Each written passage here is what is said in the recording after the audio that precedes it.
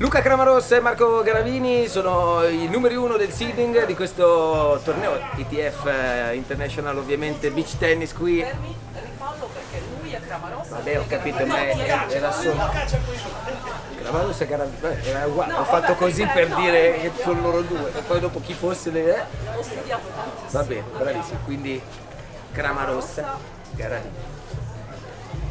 Quando vuoi. Luca Cramarossa e Marco Garavini, i numeri uno del seeding di questo International Beach Tennis ITF 2018 qui al Lido, sono con noi oggi e lo rimarranno ovviamente in questi 2 giorni, anche perché oltre a difendere il fatto che siamo testistieri numero uno, devono difendere anche il fatto che siamo il numero uno del mondo, e il loro primo incontro, il vostro primo incontro ragazzi, è contro una coppia assolutamente tostissima che è legata a Beppe Martinez, che tutti quanti conosciamo ovviamente perché è il deus ex machina, insomma l'uomo che ha portato a Cagliari in tutti questi anni il beach tennis, e non so se siete già preoccupati di questo. Ma io, come potete vedere dagli occhi, sono un po' assonnato.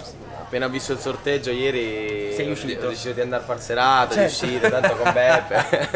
No, non è vero, Giustamente, dai. Un po' preoccupati, non sottovalutiamo sicuramente la partita. Bene, credo che sia d'accordo col tuo compagno. Guarda, eravamo insieme ieri sera, Perfetto, però parlando con Beppe l'abbiamo rassicurato che non gli daremo un ovetto, come si dice Benissimo. in gergo beach tennistico. Giocheranno con una gamba legata ognuno, chiaramente, e poi insomma si vedrà sui campi del Lido cosa accadrà. Ragazzi, come dire, in bocca al lupo per questa prima vostra gara, e grazie per essere qui per impreziosire questo tabellone, questo torneo come sempre. Piacere. Grazie a voi. Grazie.